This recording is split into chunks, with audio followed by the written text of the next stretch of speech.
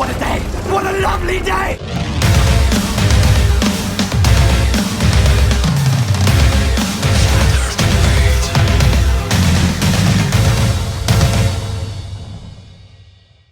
Welcome to Flat Earth Debate Uncut and After Show.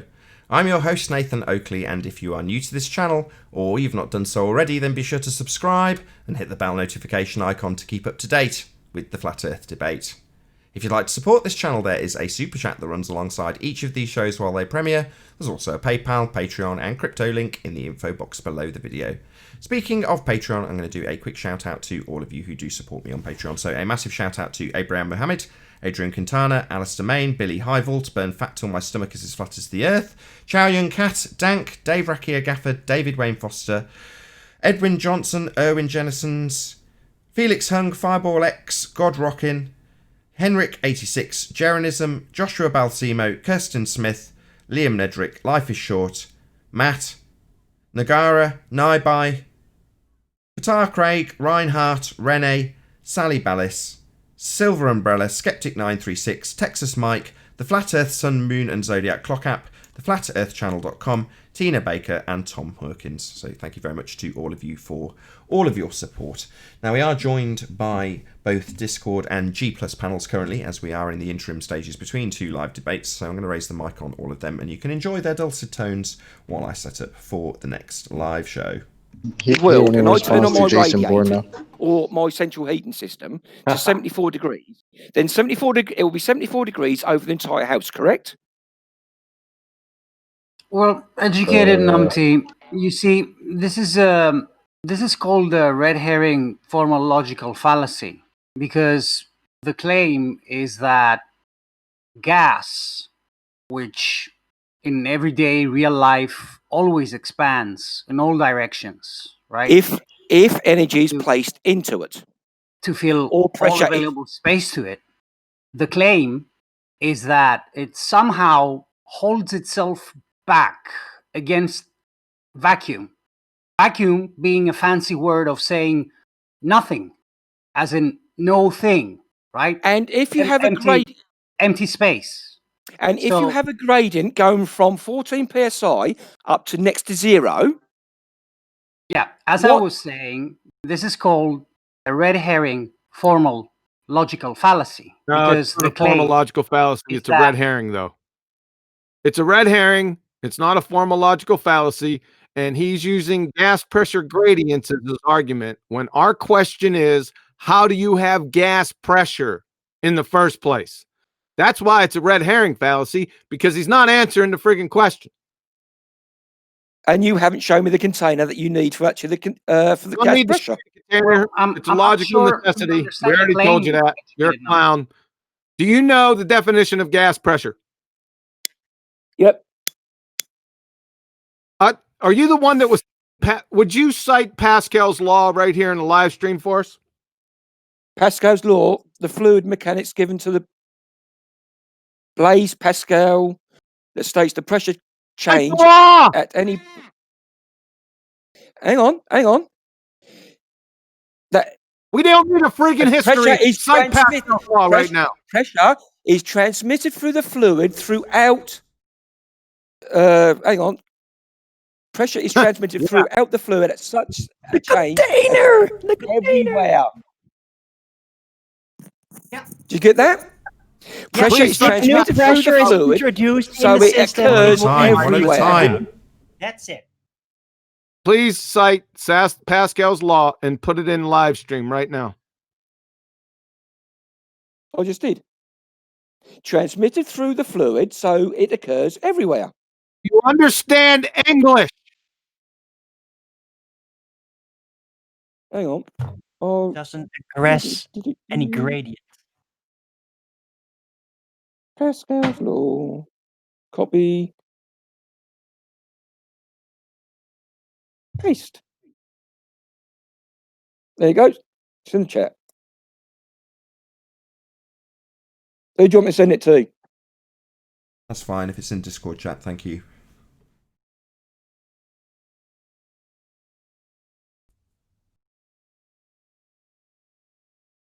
Right, so if the pressure is transmitted everywhere at the same time, how can you have a gradient?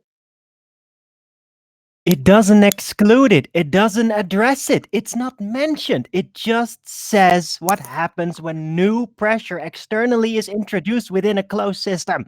That's all. It doesn't address whatever is in that system or what happens to it, only that it uniformly changes with the added pressure. That's all it says. It doesn't, Owen, it doesn't need to address it if it doesn't occur. It's the same as me saying, I've got a car outside, therefore magical pixies. It doesn't address it, so it's not involved. You can think exactly, because there is no gradient. But it's not. It's not mentioned. Because there is no gradient, you don't need to mention it if there's no gradient.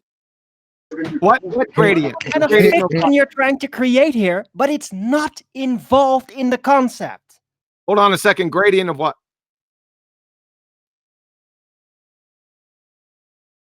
What are you describing? A gradient of what? Pressure. So gas pressure. Any sort of pressure. If it's in a sealed container, the pressure will be equal over all surfaces. Are we talking about gas pressure, correct? Any sort of pressure. Could be fluid, could be gas. Oh my God. Okay, shark bite pressure. Yep, that would do. Yeah, that'll do. Let's get back to fucking gas pressure, okay? How can you have gas pressure without a container? Show me the container. Without a container. How can you have that? No, you said you need a container for gas pressure. Show me the container. Yeah, it's in the definition of gas pressure, yes. Well, where's the container? Can you define gas pressure? It's in the definition! Just show him a gas bottle. Okay, well, describe a container. It contains! So is a lake contained? We're talking about gas. Are we talking? Is a lake fucking gas? I want a definition of a container.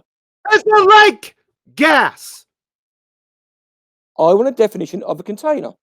It is a lake gas.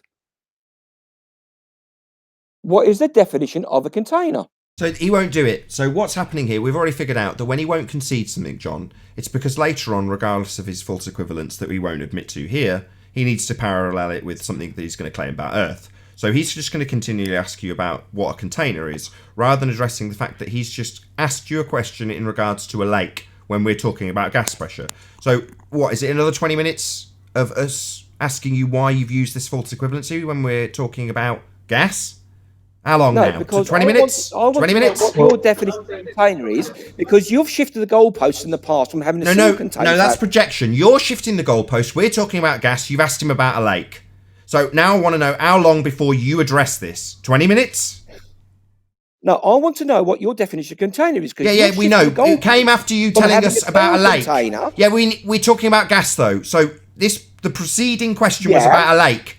Now, the address to that was, we're talking about gas. You haven't acknowledged that. Now I'm asking, is it going to be 20 minutes of this shit, like on the last show? I want to know what your definition is, because you've shifted the goalpost. Yeah, you've asked us that 6 times. And I'm pointing out that you've asked us about a lake. That's not gas. When are you going to acknowledge it? Don't say the same thing 16 times. Yet we know you're asking us for a definition of container. Whistling past your false equivalence with a lake. Now, is it going to be 20 minutes of this shit or not? Well, are you saying that a lake cannot be... So you are going to continually reassert this straw man about a lake. So presumably the key detail at the end of this example that you need to make needs to make an equivalence with gas being like a liquid. Yeah? Correct? I want to know the definition of... Yeah, so is that correct? At the end of this, you will be drawing an analogous example to water rather than gas. Correct? It doesn't matter what the substance is. Gas. Yeah, it fucking does! That's why we're asking if water's gas! Is water gas? Oi! Oi! Is water gas? Is water gas? So at 0 degrees, Is water it's actually gas? sort of a gas Is water gas? vapor. Do you mean it doesn't matter? Yeah, it matters. We're asking if they're the same. It matters because they're not the same. Is water gas? Can it be squeezed under pressure? Sorry, is Yes. water gas? It's a yes or no Can closed gas be question. squeezed under pressure? Yes. Yes, water's gas. End of your time here.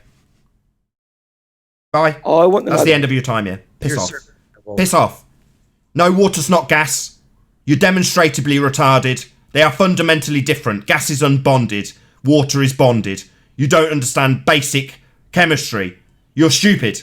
You shouldn't be here. If you think gas and water are the same, you've not got a right to be here with your endless reassertion of the same question to distract away from the straw man we're trying to highlight. Water and gas aren't the same. He needs them to be the same for the example he'll make. After 20 minutes of just asking the same question when we ask him repeatedly if gas is water. Yeah, I got him there a lot quicker this time. Yes, they're the same. No, they're fucking not. They're different at a fundamental level. So no, you don't get to take part anymore, you stupid shit.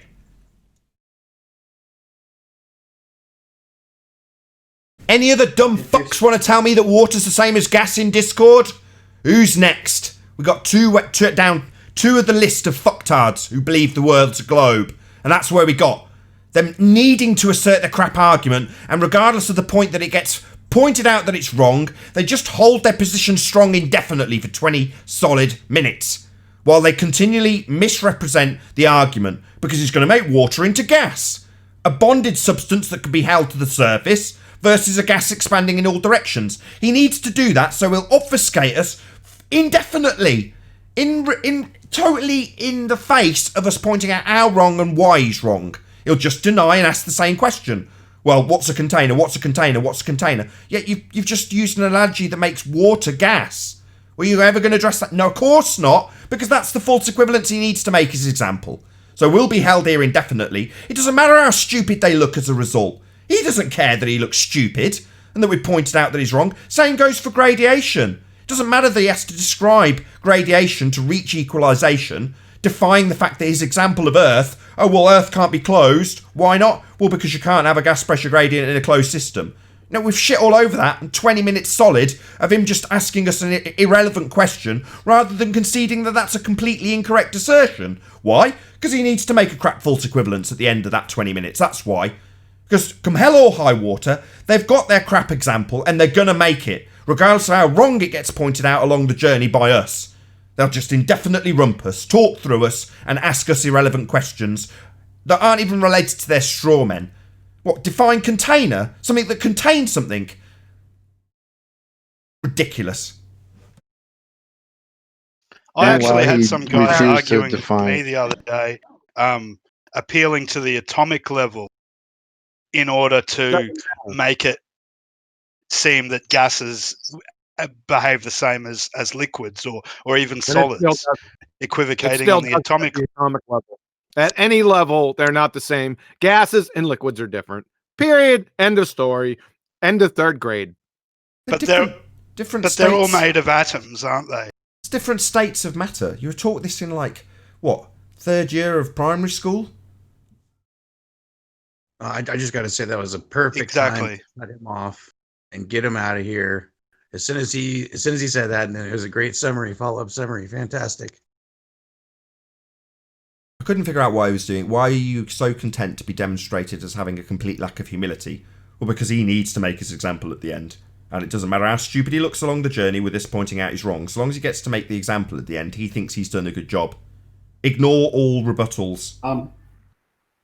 He says water was... But apparently he wasn't even listening to his own words in his argument, because he admitted that you open the container, the gas will fill the space and leave the container. He did admit that you can have a gradient in a closed container by saying that, you know, once it equalizes. I mean, come on, once it equalizes, well, what is it doing? What is it before it equalized? What are you talking about? Well, hold on, Chocolate. Something that you guys forgot to mention was that in a closed container, if the gases are constantly being produced at the bottom of that container, then yeah, you will have a gradient. Right. Yeah. That's just another thing that apparently slipped him by. No, And you're he also said, absolutely I right, think Jog, at one point, maybe I don't know if I heard him correctly, but I think he said gas wouldn't fill the space unless energy or heat or something was included. Well, no, the gas would still fill the space. Classic entropy. It's still going to happen, regardless of yeah, he whether there's admitted to energy or not everything. being put into the system. So I don't know. I do know he needs to be institutionalized. It's us that gets angry, though. Me and you, John. Because we've been doing this for so many years. It gets so frustrating. You've got the winning argument. You've asserted somebody with a squealy mic. Travis, did you want to add something? Yeah. I just wanted to say Chaga was absolutely right. He admitted to everything at one point or another in the entire conversation. Right, Yeah. but I'm just sitting here listening to him like, okay, he just went against his argument. Okay, he did it again. Okay, he did it again. Right? Go ahead, Tim, man. I'm sorry. no, it's all right. Well, he knew the conclusion was devastating, and so he kept not accepting the humility that Nathan was asking for. Okay, I was wrong here. You can't have a gradient prior to equalization. And then moving on to the next question, which I believe we did the right way. You keep them there until they admit that their initial one is wrong, and then we'll move on to the equalization and the dynamic system. But he knew what was happening. He saw that his first argument was bogus, and his pride got in the way. Cognitive dissonance, because he can't let go of the globe, got in the way, and he just went in circles and looked stupid.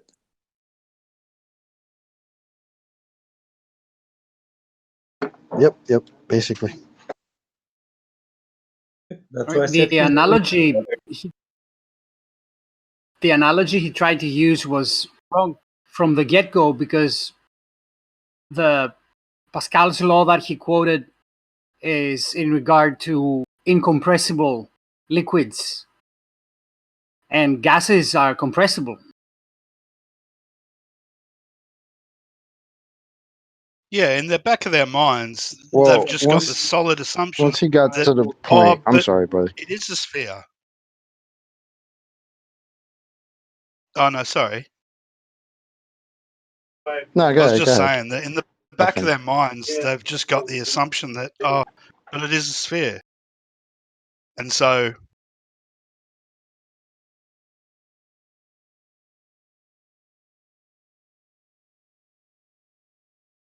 All right, so can we move on?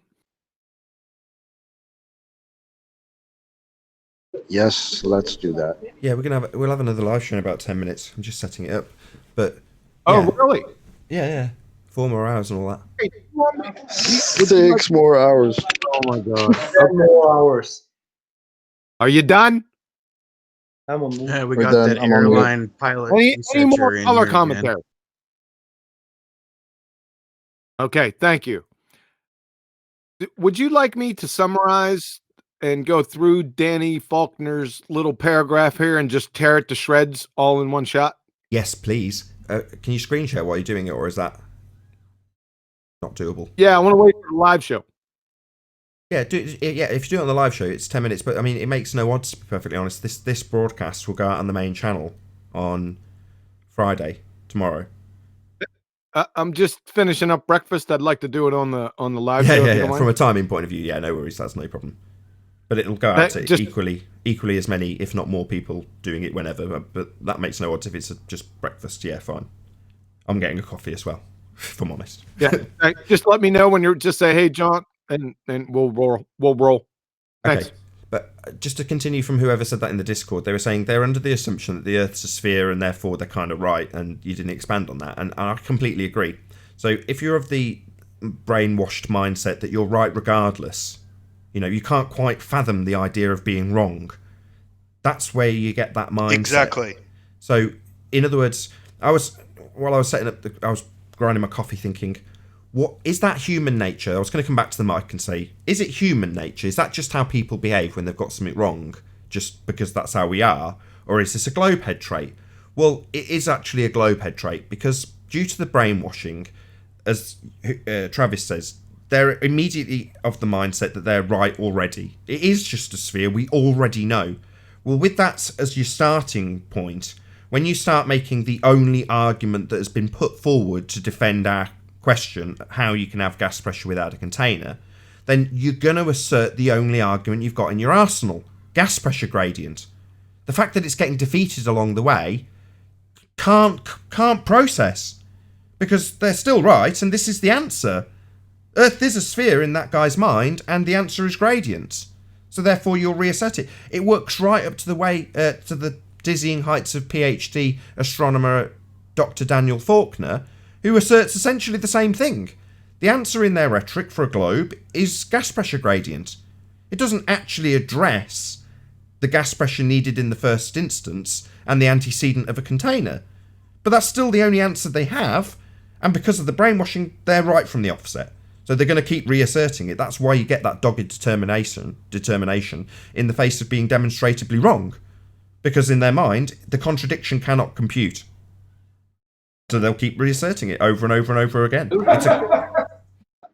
In their mind, Thank you science for has articulating the science that is so on their nicely. side. If only I could That's have done the it thing. as well as you just did. Thank you.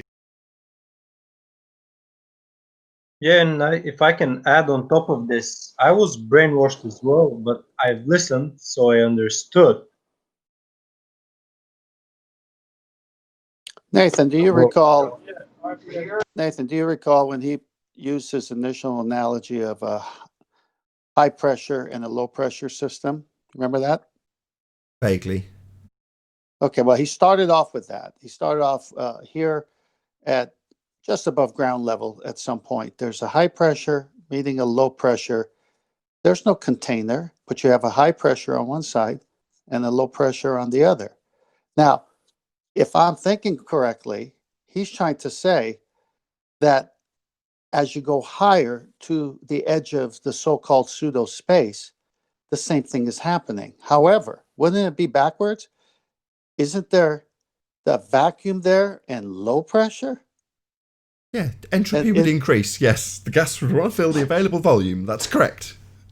Right. So does high pressure entropy high to low, right? But up there it's low.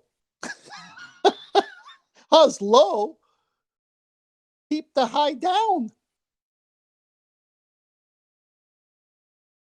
If you got the vacuum of space, then low pressure, and then underneath low pressure, high pressure, it's the reverse of his initial claim. Because high goes to low, not the other way around. That's claim is that the pressure gradient is due to gravity, which is nonsense. No, we weren't talking about gravity. I'm just saying that his initial analogy or language was a high pressure next to a low here, lower. And, we get weather patterns. But he's now saying that at the edge of space, the low pressure is keeping the high pressure that's below it. When we know high goes to low, it's the opposite. The guy was false from the beginning. He doesn't even know what he's saying. Oh, yeah, I see what you're saying. Yeah, he was making that false equivocation. Yeah, and Nathan just answered it. Entropy, high to low. But he was trying to say it was the other way. He's denying. They're all science deniers. Dang it. Yeah, it was over for him when he said that water is a gas. I can't believe he said that. They're all natural law deniers.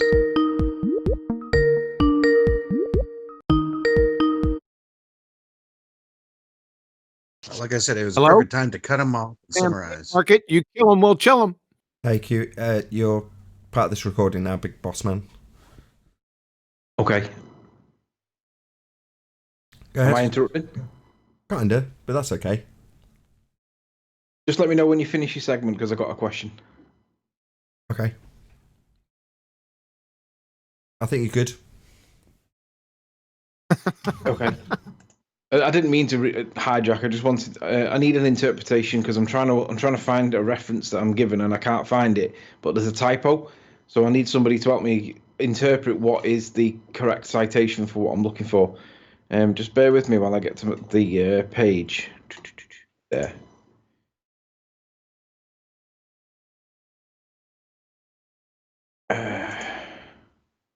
Sorry, I wasn't listening, Anthony. My wife just literally came home and started talking to me when you asked whatever you asked. I'm really sorry. It's okay. Share screen. Do you see? I need an interpretation, Nathan. I've got this Danny Faulkner, and I asked him why did he not mention Einstein in his book, in his part of Gravity, and he said, I didn't mention Einstein in the discussion on pages 169 to 179. That's the chapter in question, right?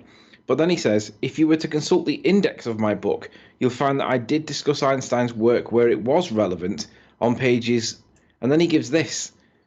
Now, he's saying the index of his book, normally the index is at the back of the book, right? So when I dig out, there it is. So just remember, it says 2017 to 209. So what I've got to do is, I've got to go back to the beginning to find out, come on, where the index is. And it looks like the index is unlisted. So if I go to the back and find out, see if I can see it in the back and work backwards.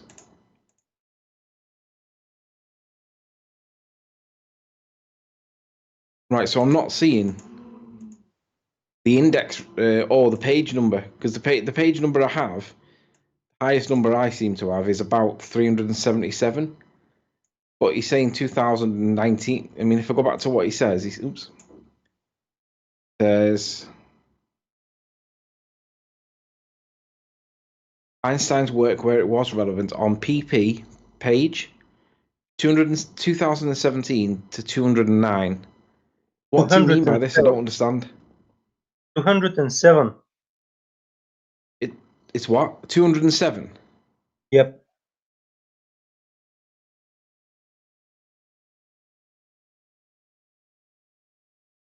Have you got enough to go on? Can I start the live show? Yeah, you can start.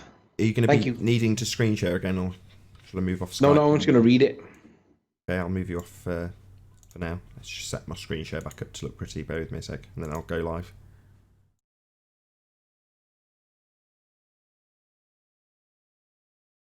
That's a long first show, man. 4 more hours. We're going to start the second show in a minute. 4 more hours. Share your pain.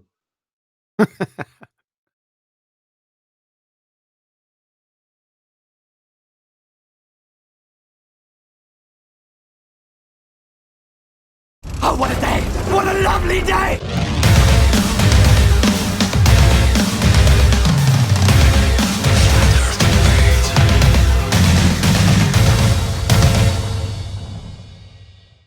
Welcome to Flat Earth Debate Live. I'm your host Nathan Oakley, and if you are new to this channel or you've not done so already, how dare you, then be sure to subscribe and hit the bell notification icon to keep up to date with the Flat Earth Debate. If you'd like to support this channel, there is a super chat that runs alongside each of these shows while they are live. There's also a PayPal, Patreon and crypto link in the info box below the video. Most importantly, if you'd like to join the discussion right here, right now, simply mute the page you are currently watching, then click the link in the info box below this video to join the panel and express your views on the nature of Earth. If you do join, please don't swear. If you do, you'll be ejected, and if you are, please don't try to rejoin the stream using stock accounts. You'll be warmly welcome back on the next stream. Please also share the show on social media.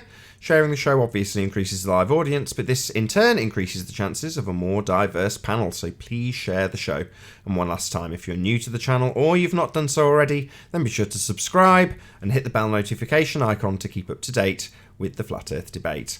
Now we are joined by the Adam Meakin, the One, Quantum Eraser, Chocolate Saying, Arwin, Anon Moto, and 10th Man in G+. Very good to have you one and all. Hey, hey, hey. Good afternoon. We also have Sleeping Warrior in Skype and a whole bunch of people on Discord. So welcome one and all. Woohoo. It's a lovely flat Friday. Thank you. It's Thursday where I am. It's Thursday, isn't it? It's going to be tomorrow. Okay, so if you're watching this on Nathan Oakley 1980 premiering stream, then yeah. But we've just gone live. Literally just. So it couldn't have been any less relevant. Damn. For those of you on the recording, yeah. So just to highlight to the special people in the live audience that you are amongst the few that get to see this show early because you're subscribed to the second channel. So thank you very much to all of you in the live stream. Really appreciate it. But most of the people watching this are actually watching on the main channel on Friday. So yeah, correct. The one. Any signs of Earth curvature? Not from Oceanside. Not on a flat plane. I like that. Not from Earth. Any signs of axial rotation? Any scientific Nothing evidence of Earth-based. gravity? What is gravity? Something that's 130 years old, cited by some PhD muppet called No, Daniel. he's wrong. He's out of date.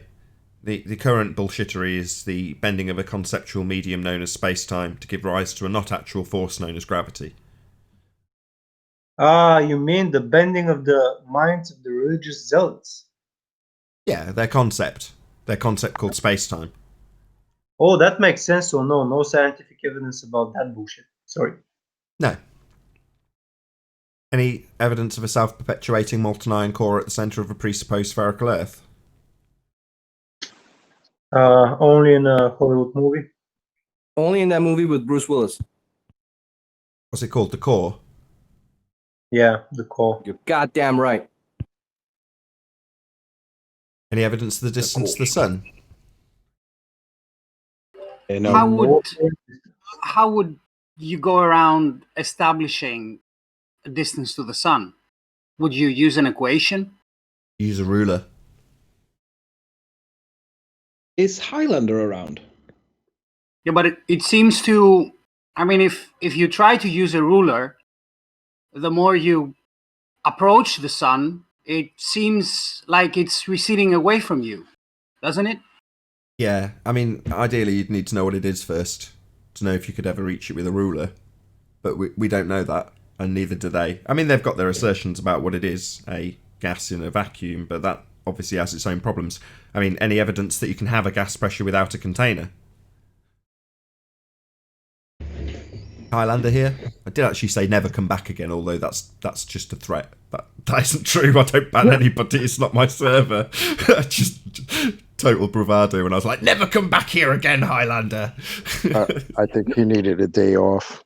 Have you banned from this server? I can't. It's not my server. Totally empty threat. Well, go on. I haven't seen any evidence of gas pressure without a container. If anything, I would say that it's evident that it must be a container in order to have pressurized gas. Yeah, it's the necessary antecedent. Is there any evidence in the entire history of the fields of astronomy, astrophysics, or cosmology of any viable scientific hypothesis? I'm sorry. No. No, there is none. What about the R value? Earth radius, the presupposition thereof. Any evidence of that? Nope. Just presupposition. Who's the guy that measured Earth's circumference if it's a ball? It poses two problems. First, we don't know how they measured it, and second, how do you know it's a ball in the first place? Aristoteles figured it out. Aristarchus. To quote Kosho, it was the presupposition of the shadow on the moon that gave it away.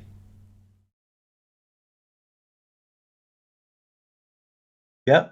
But is that a shadow on the moon? Correlation is not a causation. So if there is a circular object, if you don't even know if it's spherical, you just see a circle in the sky, how can you determine that the thing below your feet is spherical? It's freaking red. You can't have a red shadow. So doesn't that also presuppose that the moon is a solid, tangible, physical object that man can visit and play golf on? Yeah, that's also part of their narrative, strangely enough, including the playing golf on it bit, amazingly. Me and Kiwi are touchy on golf. You and Kiwi or what? Touchy on golf. I still didn't catch that. We're touchy on golf, on the topic of golf. Touchy on goal? Yeah. No, touchy on golf, the game of golf. Oh, touchy on golf. You're both golfers. Yeah. That's okay. So I work. We don't mind. We allow that.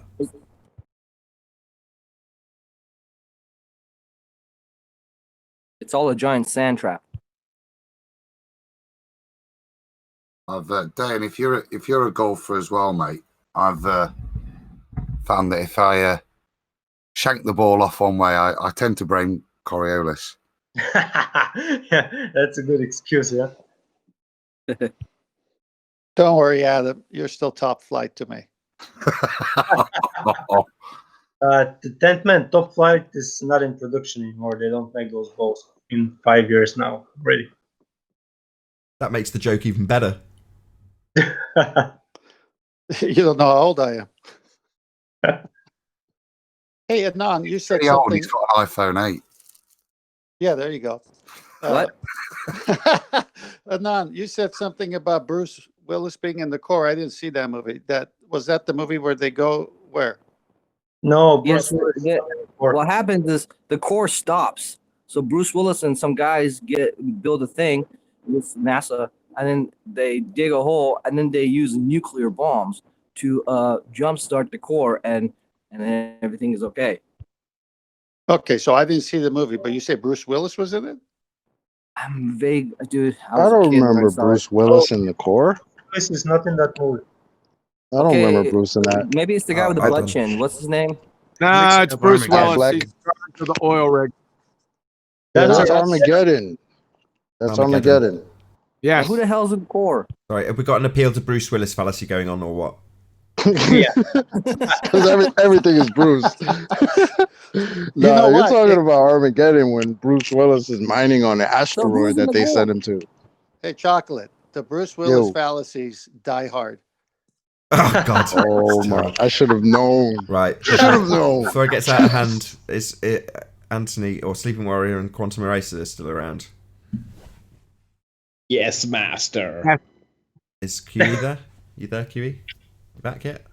Yeah, I got rumpus. Obviously, you two are the most involved in this subject matter. Are you ready to rock and roll before Anthony told us off again? Oh, are you ready? Hold on a second. Let me share my screen. Yeah. Perfect. No rumpusing, please. Tell me when it's up. Yeah, you're up. Now, can everyone see this? One last admin. Can you see this? Yes. Okay.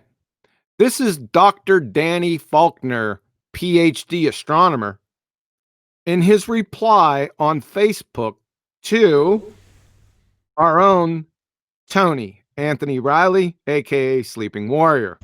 Dr. Danny Faulkner. Gravity is a force. Okay. I have 12 citations here that say the opposite. From George Musser, Scientific American, November 2015. Einstein created his general theory of relativity, which provides our modern understanding of gravity with the express purpose of expunging non-locality from physics. Isaac Newton's gravity acted at a distance as if by magic, and general relativity snapped the wand in two by showing that the curvature of space-time and not an invisible force gives rise to gravitational attraction. Citation number 2 from Caltech. Einstein came up with the theory of general relativity in 1915, the prototype of all modern gravitational theories. Its crucial ingredient, involving a colossal intellectual jump, is the concept of gravitation not as a force, but as a manifestation of the curvature of space-time. Brian Cox, there isn't really a force of gravity at all. George Musser, 2019, gravity is not a force, but you can think of it as a force. From their alma mater wiki, Gravity is most accurately described by the general theory of relativity proposed by Albert Einstein in 1915, which describes gravity not as a force. From the universe today, in general relativity, gravity is not a force between masses.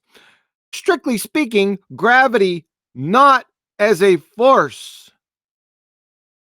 From Phys.org, according to this theory, gravity is not a force. From New Scientist, so although the Earth appears to be pulled towards the sun by gravity, there is no such force. From Phys Liber Text, the answer is that gravitation is not a force between two objects, and the physics hypertext book, gravity isn't a force. Okay. Point number 2. This is another silly pseudo objection. Uh-oh, he might know what pseudo means. I digress. This is another silly pseudo objection that flat earthers are endlessly repeating now. This is a stereotype fallacy, Dr. Danny Faulkner. For your last claim, if you consult almost any physics textbook, it will state that there are 4 fundamental forces, with gravity being one of them. From the Standard Model, their alma mater wiki. The Standard Model of particle physics is a theory describing 3 of the 4 unknown fundamental forces: the electromagnetic, weak, strong interactions, and not, Danny, NOT, and not including the gravitational force. Thanks for your ear. Have a nice day. A big shout out to Anthony for getting that incorrect quotation out of Dr. Daniel Faulkner. Well done, Anthony. Shout out exaggerated.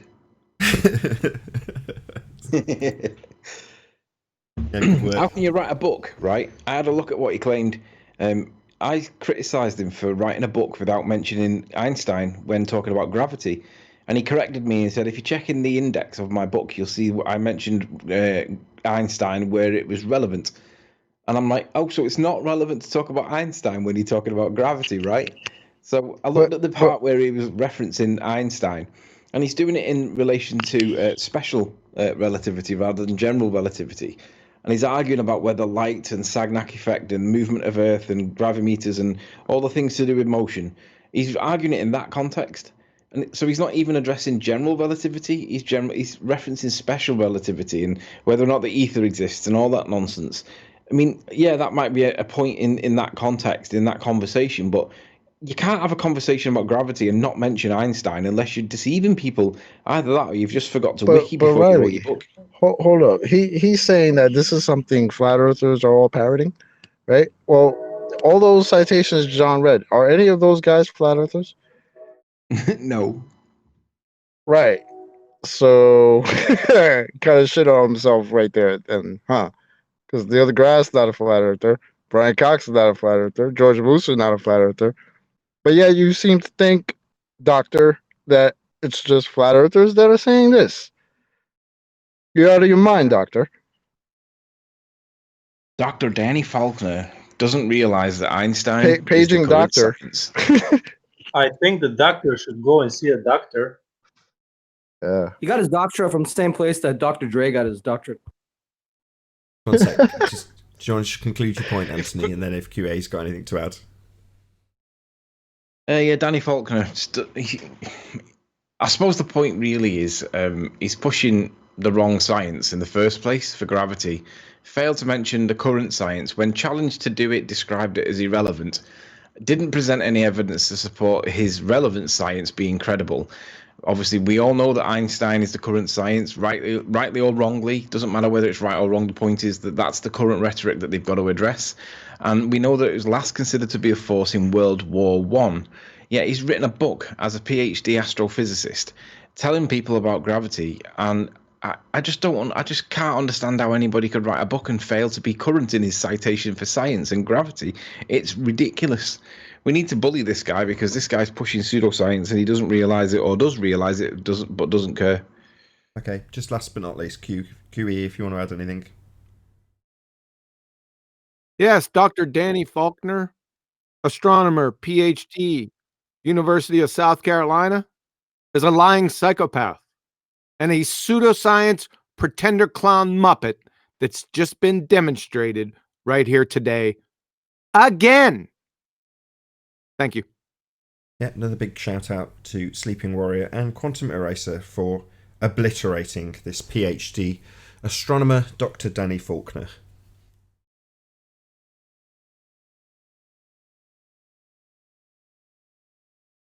That'll be a nice cut up.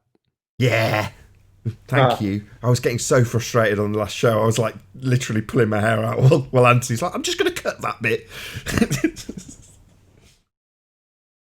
We still love you, Anthony.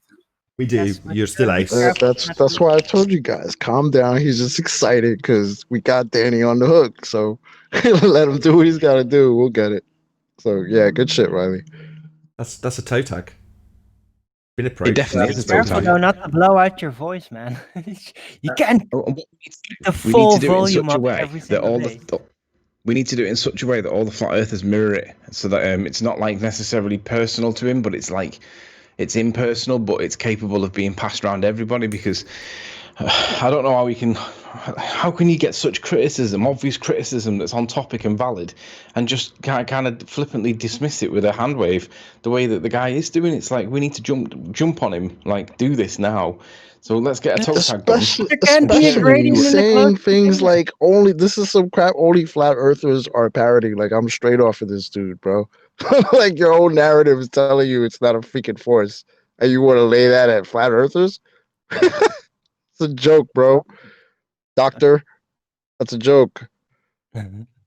I saw an article the other day where it said that there was a supposed fifth column of forces discovered. Whatever.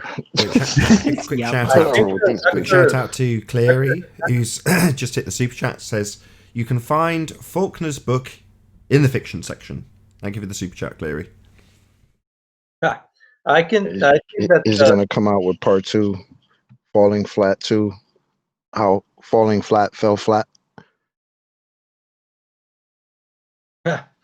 Just like that joke. It's so flat, it's almost two-dimensional. It's 2D. It's 2D McWestian. If a joke falls flat, Chocolate. you have to wait for the tumbleweed. You we wait just for the got silence. through the gradient error. If your joke falls flat, you give Chocolate some training on off air. If your joke falls flat, Chocolate, you have to wait for the tumbleweed moment when there's silence. So hopefully no one will interrupt this particular silence. Then you tap your mic and go, "Is this thing on?" That's what you got to do. And then drop it, prove gravity. But since the joke fell flat, I thought I'd throw in another joke, falling flat. Oh, Chocolate. It was in the gradient waiting to equalize. Just hang on. All right, hold on. So how does a mic dropping prove the bending of space-time? I don't know. Maybe if you drop the mic in your kitchen, that somehow or another. It's something about the kitchen. I don't know. Yeah, because that was the two Glovers in a row brought up something in my kitchen. It was space time. That's because the egg. That's because the egg timer's there. Maybe they're making chocolate balls. Oh my god! Everything's bad, man. So just for those who didn't watch yesterday's show, the Rumpus claimed that pseudo-Riemannian for space, i.e. space-time, is real. It isn't. It's a mathematical description of a concept derived in Einstein's mind and then reified into existence by way of fundamentalist globetard who just simply assert that it's real. Now, we asked him to show us space-time. Show us space-time then if it's real. And it can't be shown. It's merely conceptual. Now, I'm sure at some point he said, well, I'm sure that you find it difficult to understand Einsteinian concepts at some stage during the conversation, which was quite comic. I just missed it. I heard it on the replay. Wish I'd caught it live. But nevertheless, yes, it's just conceptual. So they're never going to actually be capable of showing you in existence. But what we were told to do is film yourself moving around in your kitchen. That was what we were told to do. And then later, an orthodox came in and said, well, I'm just going to film some stuff in my kitchen to show you space-time. The fourth dimension apparently is available to view in an orthodox kitchen. So if you want to see the fourth dimension, an orthodox sees your man, apparently. Man, he must have some heavy gravy up there. Some serious gravy tea. To be fair, it wasn't created in Einstein's mind. He stole that shit from J.J. Thomson and Henri Poincaré. Oh, I've got a screen share. What's going on? Do you need me to show something, Anthony? Shout outs to Gleam in chat. Let me know when it's on, Nathan. He said, look up Danny Faulkner's RationalWiki page. And there's a big, massive banner at the top of it. It says, this page contains too many unsourced statements. Love it. And it needs to be improved. Danny Faulkner is a young Earth creationist with actual scientific qualifications, and it says astronomy in brackets. But like Jason Lyle, he fails to comprehend how physics actually works. He did some actual research in astronomy relating to binary stars. Faulkner was a professor of astronomy and physics at an actual university, but he retired to work for the creationist and pseudoscience organization Answers in Genesis. Faulkner was an employee at the Institute for Creation Research, where he put on a facade where he thought he was doing real research. He was previously the dean of the astrogeophysics department at the ICR Graduate School, where he was pretending to teach astronomy and physics. This doesn't seem very neutral, does it? He earned a Bachelor of Science in Maths from Bob Jones University in 1976. It goes on for a bit more. Here we go. And this is quoting himself. He says, I'm really concerned with people who put that much faith into the Big Bang. It is the overwhelmingly dominant model, and they've had a few impressive predictions, like the background radiation, but it has many problems. They keep changing the model to make it fit the data we have.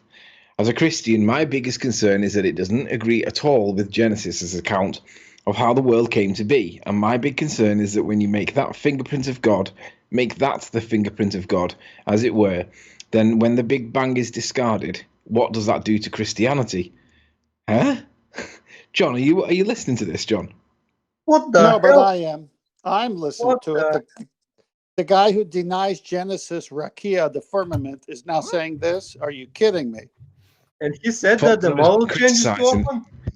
Faulkner has been criticising the Flat Earth movement in the pseudo-journal Answers in Genesis since 2016 in more than a dozen articles, probably because he saw that Flat Earthism was making inroads into the Christian Nutter community. I don't understand who's written this. This is mad. I'm gonna have to check and see if I got anything on here about me. My personal favourite bit is where they say he's attempting to teach the pseudoscience of astronomy. It's like, well, not only are they throwing him under the bus, they're saying, look, because he's teaching it, it's not really, I'm going to put this word in instead, but it's not really pseudoscience because he's teaching it. Like, reading that, I've got a bit of sympathy for the guy. You know, obviously there's a bit of cognitive dissonance going on if he's saying, well, they changed the model to make it work for the Big Bang. All right, mister, I'm using 100-year out-of-date gravity. Oh, they changed the model? I wonder why. Exactly. He's actually got a citation on the bottom of this page. Testing a flat Earth prediction. Is the moonlight cooling or cold? I can't remember what it actually said. I'm just waiting for it to load up. But I've been testing that recently, and it does appear to be different to like direct moonlight and shaded moonlight do seem to be different. But for some reason, it's not actually loading up. Let's try that again. Let's see what he says about it. And what would that have to do with the nature of the Earth being flat, and what the temperature of the moonlight is? What in the world would that ever have to do with us here on Earth? Well, It defies the argument that light is energy, doesn't it? Because if light's energy and you get moonlight direct onto you and then not onto you, there should be no difference if light is energy, because it should be the case that if it's not strong enough to change or warm up something because it's not strong enough, it should cause nothing. But if it's warmer in the shade and it's colder with the moonlight on you, for some reason it seems to have a negative energy attached to it, and it doesn't seem to make any sense. That's So baloney. Hold on. That's baloney. There is no such thing as negative energy. The implication of the moonlight being hotter or colder has everything to do with, is the moon reflecting the sun's light? You don't have to go there with testing the temperatures. All you need is 60 level optics. You can't get a uniform reflection off a convex object, people. So, if the moon is reflecting the sun's light, it has to be either flat or concave. Thank you very much. Have a nice day. So, research specular reflections. If you want more details to back that assertion by QE, specular reflection. I'm going to do a whole show on this. Yeah, worth it. I feel, because that's one of those that people will come at. No offense to you, Anthony. People will come at this from various different angles, and you just want to go straight to the what destroys their assertions in regards to their rhetoric of a spinning ball Earth with a rock at a given distance from a spinning ball sphere. So, if you can debunk that assertion in their model, it's lit by the sun. No, it isn't. That's the bottom line. It's not lit by the sun. The moon is not being lit by the sun. It can't be. According to their rhetoric, that's not possible. That's what you need to focus on. Now, I'm not going to pour scorn on anybody that's like, I don't know what the world is. I'm going to look into it. Good for you, Anthony. You know, bloody hell. That's what it's all about, right? We don't know, so let's have a look. However, while we're still on the subject of Danny Faulkner, I know we just segued away. Are we approaching this wrong? Danny Faulkner is at Flat Earth conferences, and like all of us, currently he's a globehead. But he's at all these Flat Earth conferences in the same way that people are in these debates arguing with us, means that they're obviously conscious of the subject and battling against some of the points we come up with. Presumably, he's in the same position. Maybe we're taking the wrong attitude towards him. Maybe. What attitude would you suggest? Well, like a cuddly-looking Russian cosmonaut. Maybe we should put our arm around him. No, bury him. Polish. Come on. No? The Earth was flat. What's the problem? What did he do? What I'm saying is, could it be a possibility that he's on his Flat Earth journey? We just don't appreciate that. Right. No, I don't think so. We don't know. Well, I really wonder if he's ever By going writing to a get book called hooked Falling on a Flat. project from NASA or anything ever again after this point. All right, let's take a look at this, because I said this back in 2016 to him in my opening paragraph in our correspondence. He is a PhD astronomer, correct? Correct. Yep. So, how can he not realize, number one, you can't have gas pressure without a container, and number two, that astronomy is pseudoscience? How can he go? Okay, I gave him one of two choices. I said either you're suffering from Neolithic incompetence, or number two, you're a psychopath. That's the only two conclusions I can come up with. Now, I could be wrong. Is there another choice here? Well, it could be a more spontaneous, unexpected psychotic break, making him unable to comprehend things that he should to his level. That's fair enough. maybe a side option. Would be a That's third fair enough. option, John. That's Arwin. No, that's fair enough, Arwin. I would say, yeah, a mixture of two, like globehead syndrome in some sort of way. Yeah, I'd agree with that. A mixture of the two. Yeah, I support that. Sorry, not as black and white as one or two I think it would be thoughts. hard for somebody to admit that what they've got a PhD in is pseudoscience. I think he wants to give himself a little bit more credit than that. I mean, perfect. The problem is when Anthony read that wiki article, he said that he realized that the Big Bang would be against the Genesis record. And yet he sees the same Genesis record talking about a firmament, a container, and he goes against the Genesis record. What do you call that? I I'm going to agree do a quick totally. plug because it's The linked. level of contradiction in his statements was quite glaring. As Nathan said, he's on a journey, and there's contradictions in how he's supporting one part of his current belief system with scripture. He's in for a rude awakening once he has to accept the rest of it, isn't he? So maybe he is on the journey, Nathan. But for me, if I'm being honest, he strikes me as somebody that's thought, oh, I can make some money out of this. That would be my guess as to his motivation for entering this arena. And the reason I would back that up, Adam, is because that nonsense that I pointed out before, with him saying that it's just flat earthers asserting this stuff. Well, that's a blatant lie. And if you're a PhD in astronomy and you're observatory and you've been into this argument for this long, and to this moment you're still saying that gravity is a force and that it's not a force, is something only being asserted by flat earthers, well, you're a straight liar to me. Right, if there's a little gap, I'm going to do a quick plug, and hopefully this will come Straight across. liar. And even Am I not coming through in the Hangout? Yes, you are. I want to do a quick plug. So back in, I believe it was late 2017, I could be wrong, Quantum Eraser did a little speech, and the speech was explaining that as a flat earther, especially if you're an academic in this regard, a PhD, you're going to have to go through the process of realization in terms of your own pseudoscience if that's what you've been taught. And it's a painful process. The higher up you go in terms of your educational prowess, the harder it's going to be to let go of that. And if you're watching this live on Nathan Oakley tonight, so that's 7 p.m. UK time, 1 p.m. Central Standard, there's a video that's going to be mirrored or repeated on the Quantum Eraser channel. And part of that discussion towards the end is me explaining my tentative and sometimes forceful discussion with Dr. John Dee. So Dr. John Dee had some of his assertions pulled apart by essentially a layman. That would be me. So I had to challenge a PhD in terms of his incorrect assertions. Now I hope Dr. John Dee, this is a long time since this has happened, won't think I'm throwing him under the bus by comparing him to Dr. Daniel Faulkner, but in the same way as described by Quantum Eraser about 12 months ago in that very inspirational speech, our own have had to go through this process of understanding also.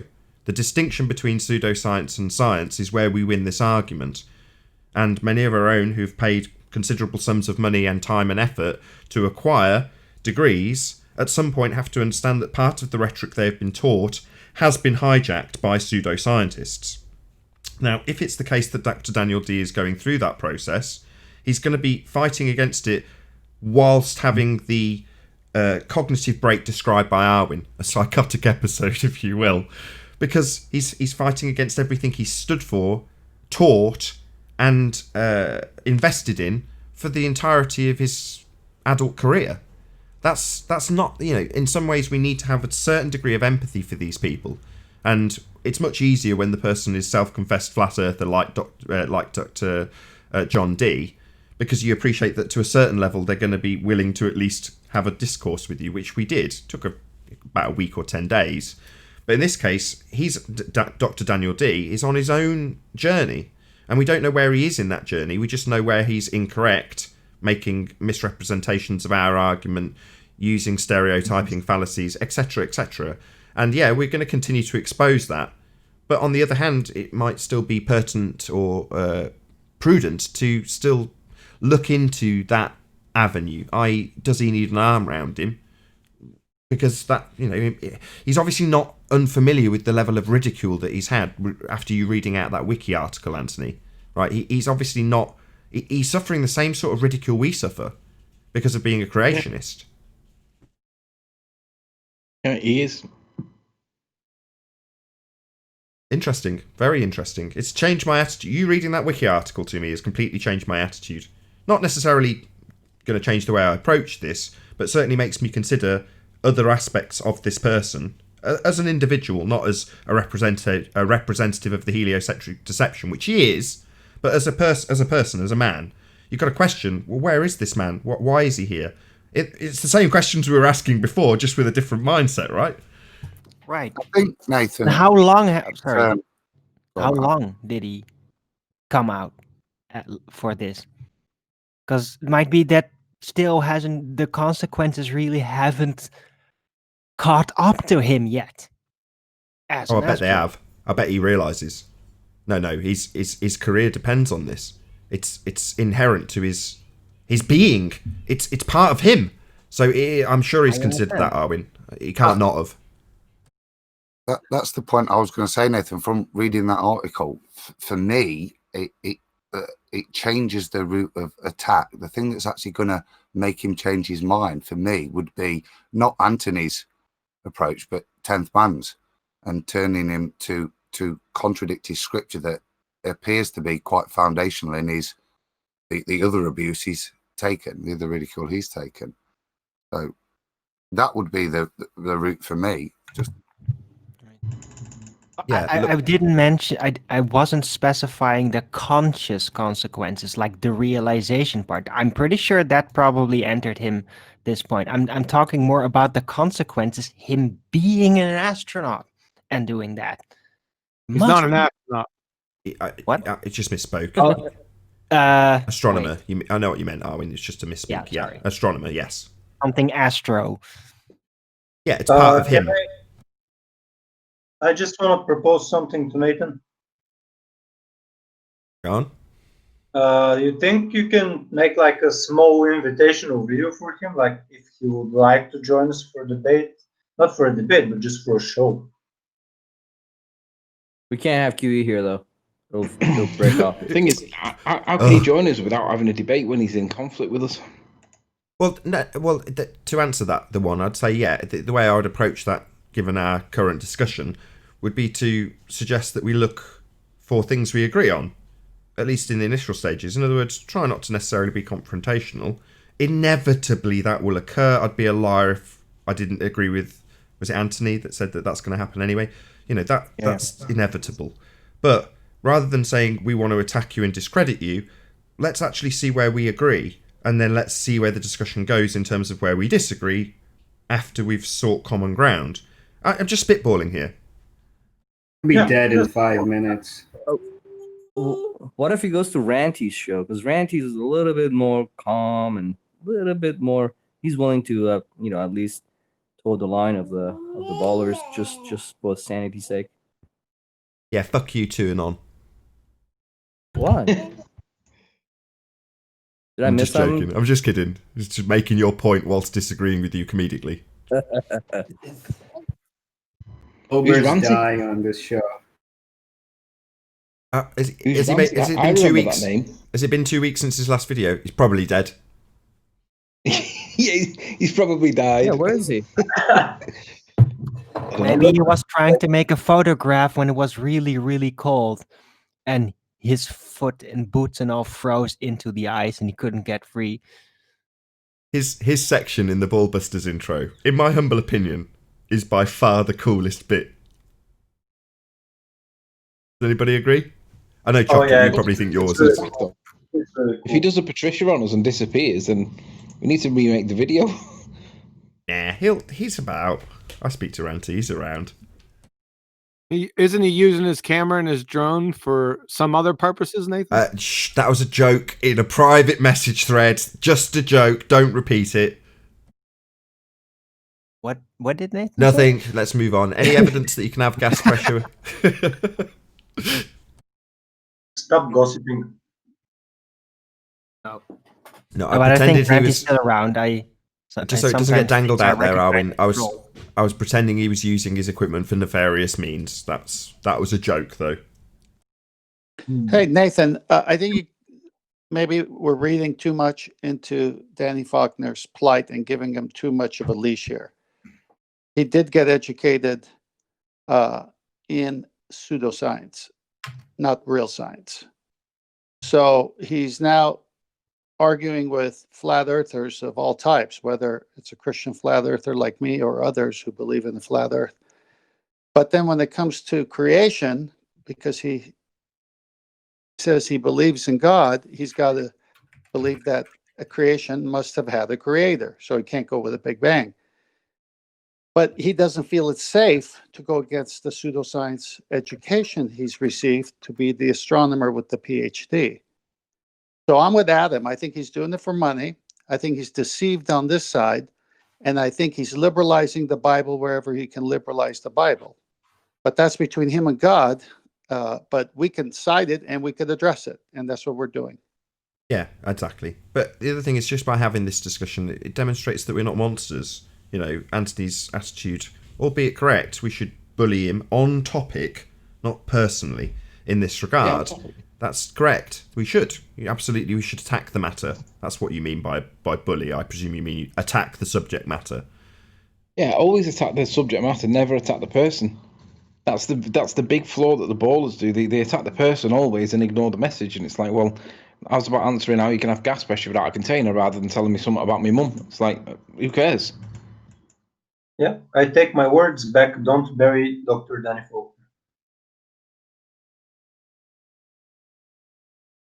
Well, we're interested in burying the rhetoric that's incorrect. If he's a purveyor of that rhetoric and he goes down with his rhetoric, that's his choice. You know, we're proposing questions as opposed to calling him a fraud. We might make the assertion upon him intentionally or seeming to be intentional in his deceit, incorrect assertions, misleading statements. Well, that's going to be damaging to him personally. That can't be helped. But we're attacking his incorrect assertions. He's made them. That's his bag. He's digging his own grave. That's why I was quite shocked when, I think it was this show, I can't remember, it might have been the last show, Anthony came on and like, he has actually responded. His response, he says, gravity's a force. You're like, oh my God. He was at the point where he could have walked away. And he didn't. Yeah. And what I did notice happening in the background was when I started asking him questions, it was like he had minions. He didn't directly actively control these minions, but it was as if they came out of the woodwork in his defense. How dare you challenge Mr. Faulkner? We'll defend him for Danny Faulkner, and he doesn't even need to ask. Meanwhile, my point's getting lost, and I'm trying to keep on to my point by ignoring them. And it's really difficult because they just don't want to have the conversation about gas pressure without the container, because they know that they want to say gravity, and then they know that we're going to say, hang on a second, and then they just can't win. So it's like you lose. You win the battle, but you lose the war in one sense, because these minions seem to deflect the whole conversation for him. Oh, C also shows 1 to 100 of flat earth debate. What you're describing in text form is them drowning out your message, or drowning out the question, or drowning out the fact the question hasn't been addressed, or drowning out the rebuttal to an incorrect assertion by flooding you with trolly messages. Well, that's how this debate ran at the start. Before we knew all the tactics and tricks. Well, those tactics still apply everywhere, always. They're never changing. The common denominator... hold on, 10th man. Thanks, Sleeping Warrior. Excellent work. Later. Good catch. Good toe tag. See you later. Cool. Bye. See you.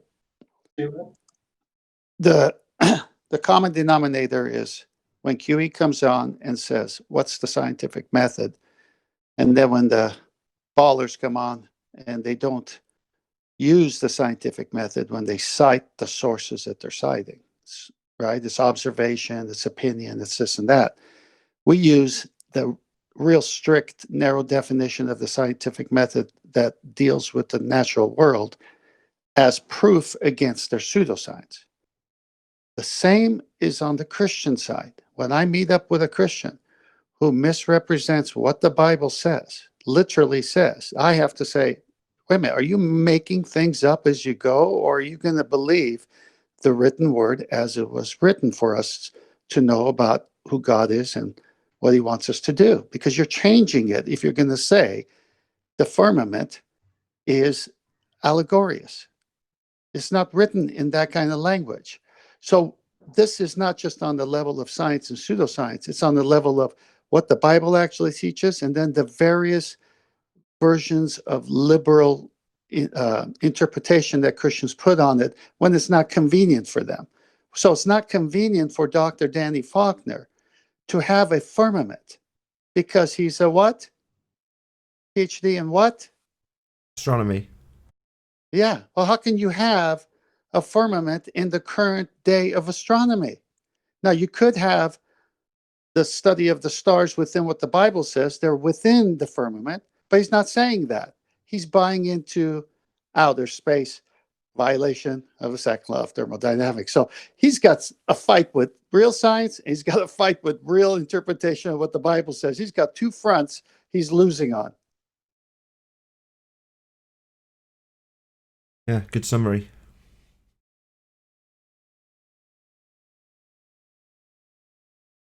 So I think it will be really good if we can have him on peacefully.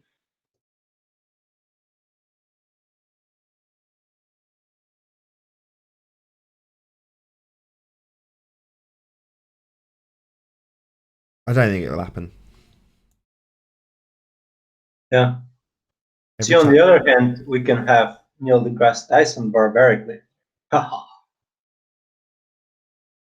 Yeah, every time things like this happen and we point out their incorrect assertions, that little bit that will get trimmed out from the earlier part of this show with QE and Sleeping Warrior discussing the matter. That's another red flag. Don't discuss this with these people. It will only end badly. If he's got half a brain, he'd know not to. Well, I think he chose not to, didn't he? Yeah. But he made it clear, unless I can control the parameters of where the conversation's going, I'm not going to discuss this. He made it explicit. Aww.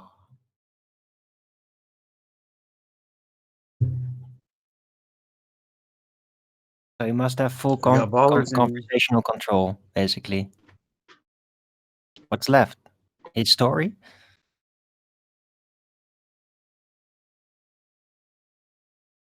We got ballers in here.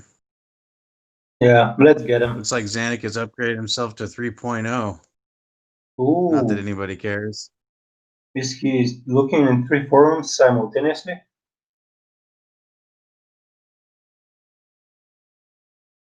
Baxterish. Come off mute. Tell us all about that, Coriolis.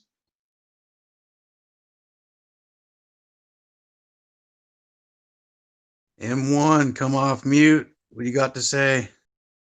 Share your pain.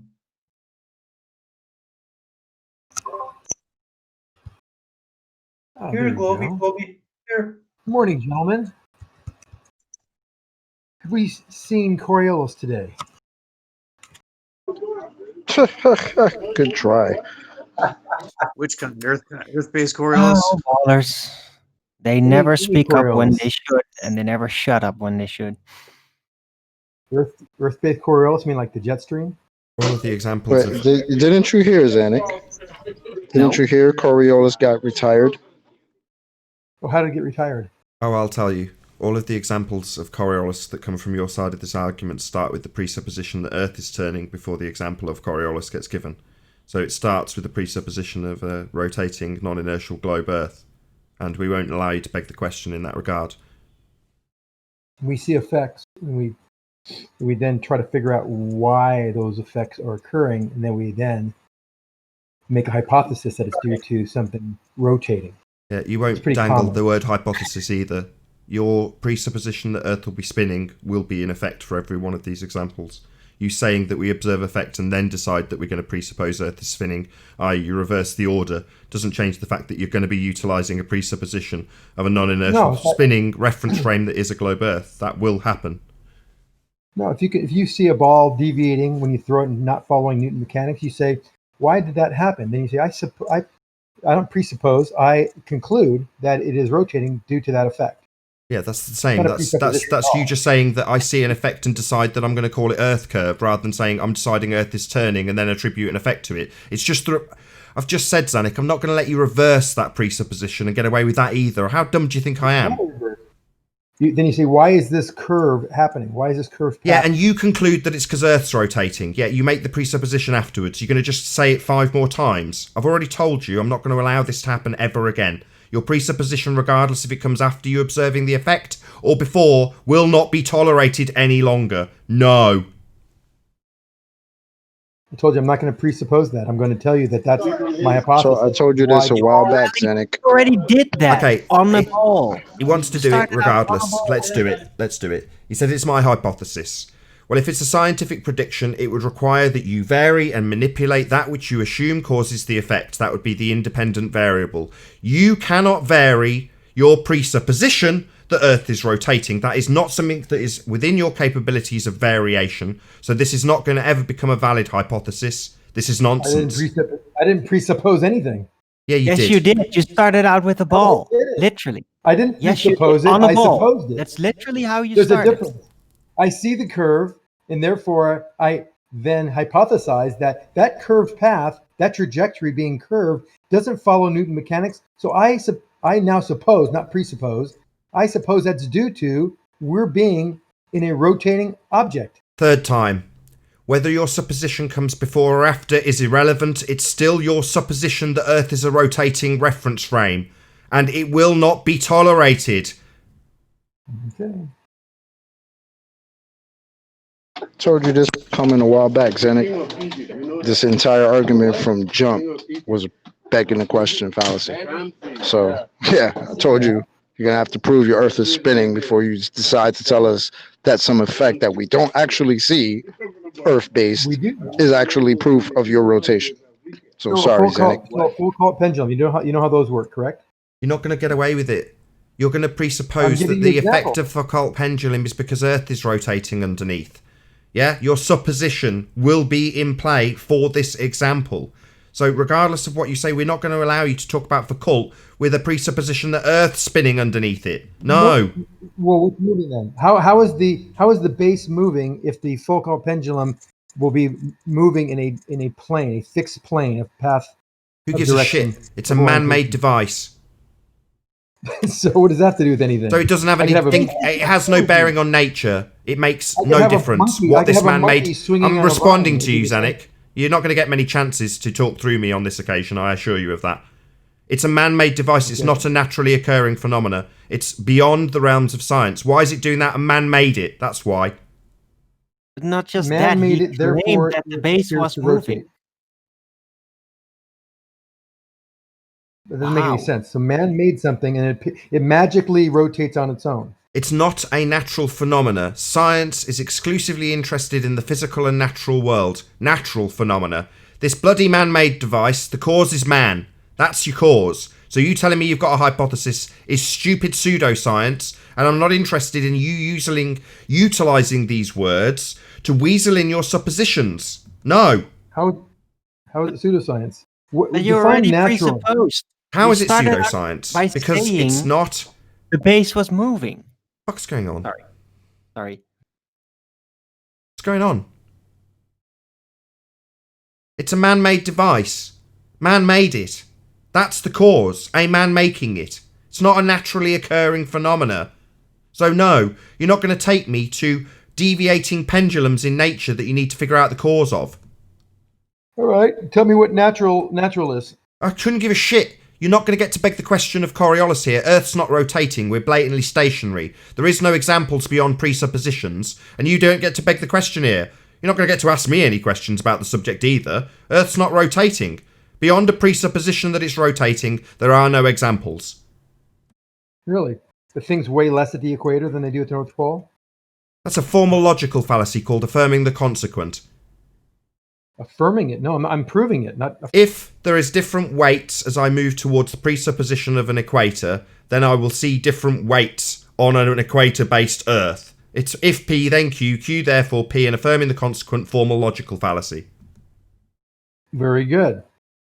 Very good. That's all you've got is logical fallacy to prove that we're spinning, and when I point out the logical fallacy, you say very good. No, the demolition of your religion in a globe Earth that's spinning. All you have to prove spin is logical fallacy and assumption of your outcome. It's pathetic. I think there's an error in your logic. If you see something weighing lighter at the equator, why wouldn't you suppose that it could be due to Earth spin? What else could it be due to? It could be due to any number of things. It could be due to any number of things beyond your fundamentalist religious assertion that Earth is a spinning, rotating ball. That's just your fundamentalist religious assertion that you've inserted into a formal logical fallacy known as affirming the consequent. I've just explained this. Why would you ask me why it would not be justified for you to beg the question and assume your religious belief? Well, because it's assuming your religious belief and inserting it into this presuppositional argument that's a logical fallacy known as affirming the consequent. You haven't addressed any of my debunkings of your complete garbage that doesn't prove we're spinning.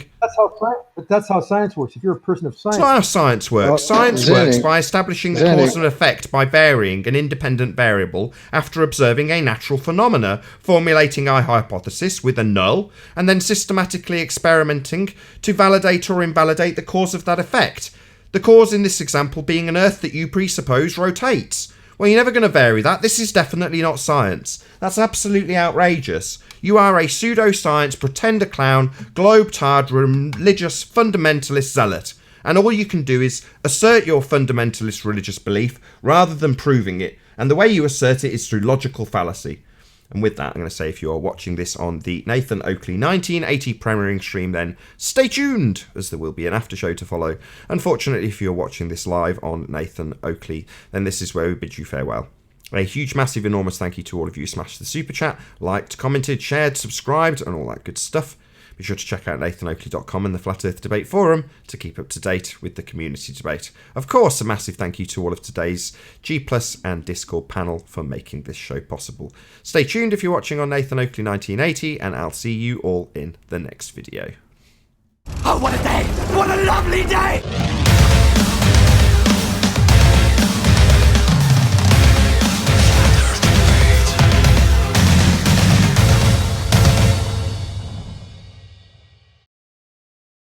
Pendulum swing example, we actually asserted why does the base move underneath it? Yeah, I heard that nonsense.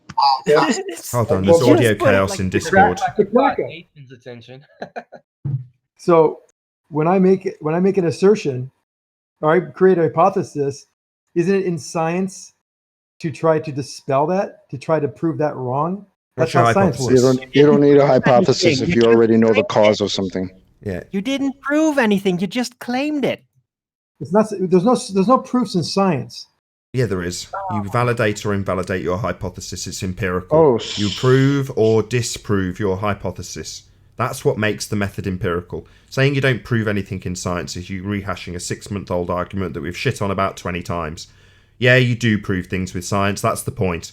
It proves or disproves your scientific prediction, otherwise known as hypothesis. Upon experimentation, you will either validate that which you assume causes the effect, or validate the null, which is the antithesis, which is to say that you did not cause the effect when you varied that which you presumed caused the effect.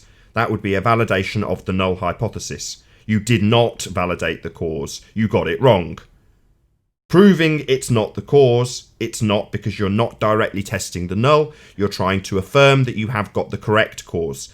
So it's not particularly useful to assert a null hypothesis as a proof of something because you're not directly testing the null. What you are directly testing is that you have a valid cause of the effect that you observed in nature.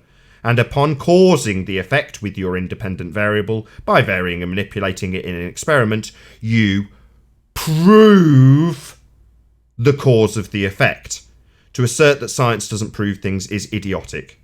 Doesn't prove anything. Science is... Yeah, it does. It proves your hypothesis. If you vary the correct cause of the effect, you confirm your hypothesis. That proves your hypothesis.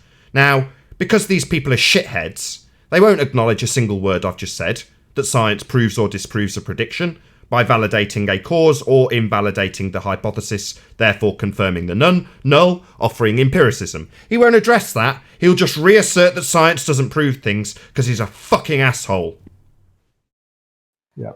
Well, if the science doesn't prove things, does that mean there's no scientific proof for the globe? There's no scientific proof, correct. Oh, okay. Yeah, there is. The scientific proof of things, just not the globe. You can't validate that the Earth's a globe by scientific method. That's not possible. You cannot vary and manipulate an independent variable of a spinning sphere Earth. It's preposterous. It is merely a presupposition made by fundamentalist religious zealots. Science, on the other hand, does prove things. Zanuck is wrong. That's not true at all. Yeah, so he's going to just deny it again. So let's just do it. I'll do it all day. 4 more hours of me telling Zanuck that his assertion, like the last asshole who couldn't concede that gas pressure gradients are possible in a container, Zanuck now will not concede because presumably he's got a point to make later on that defies scientific method when asserting his sphere belief. So therefore, him conceding that science proves or disproves a hypothesis is beyond his capabilities. Yeah, that is accurate. You are wrong. You saying it doesn't prove things is also wrong. You are wrong. That is the fact of the matter here, Zanuck. You can disprove things. The alternative hypotheses that are If offered you by disprove these something, you ipso facto prove. Oh Not- my God! Again, you're confused on the definitions in science. Again, there are no proofs in science. Yes, there is. Let's do it again. Yes, you can prove things in science. You prove or disprove your scientific prediction. Validation of a scientific prediction would be to say that you have varied and manipulated that which you assumed at the hypothesis stage caused the effect. You validate that it does cause the effect. That would be the validation of an alternative hypothesis. Ipso facto, invalidating the null. The null being the antithesis that says you will not cause the effect. So at the end of systematic experimentation, you either validate or invalidate your scientific prediction. Zanuck will reassert this 16 more times, regardless of his incorrect assertion being challenged and the rebuttal being ignored, over and over and over again. If I may, can you hear me? Yeah, we hear you. There's a small technical issue here in Discord. When you're talking, Zanuck doesn't stop talking. He's constantly talking over you. I know, and I hope basically that this doesn't come out to the other side of the show, to the viewer side of the show. But what Zanuck does is is producing a lot of audio chaos, and it's basically denying the people on Discord a fair chance to listen in to the show and participate. So if I may ask of Zanuck to please don't do that. And when someone else is talking, if you can hold your horses, Zanuck, until they're done. Can you do that, please? No, not a problem. I just hope that someone can give me a spot to speak as well. I mean, when someone stops speaking, I usually try to speak then. But if people continue to speak, it's sometimes hard to have a conversation. So can everybody just have their thought for 5 or 10 seconds or 30 seconds and then stop and give someone a break? No, because your thought will be that science doesn't prove things. You'll assert it 15 more times. You won't address any word that we've said. And while we're saying it, you'll ignore it because you'll talk through every single word of it. Now, I'll try and say it again and we'll see how often Zanuck interrupts. Science, the method of science, the scientific method, 1, proves or disproves a scientific prediction by way of systematic experimentation. Upon systematic experimentation, you validate or invalidate that which you assume caused an effect. If you vary that which you assume caused the effect, and it does cause the effect, you prove your prediction. If it doesn't cause the effect, you prove the null in your prediction. So regardless of the outcome, proving or disproving your prediction. To summarise, that's one interruption. To summarise, regardless of Zanuck's incorrect assertion that science does not prove things, he is wrong. It proves or disproves your prediction upon experimentation. Interesting. So when people talk about climate science being proven by the data and the correlations that they deduce, you're saying they're correct? These liberals that are saying climate change is caused by man It's proven because here's our evidence and here's our scientific method. Arwin, you're interrupting him. You're actually falling right into their hands by not understanding how science works. That's incorrect. Don't you prove use things. This is not proof. That is their evidence. It's not going to let you talk.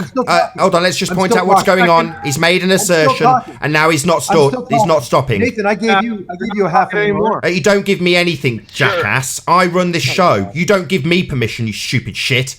I'm telling you now, Zanik, shut up. You're going to listen to Quantum Eraser. Single reference frame, Zanik. Are we ready? He used the false equivalent.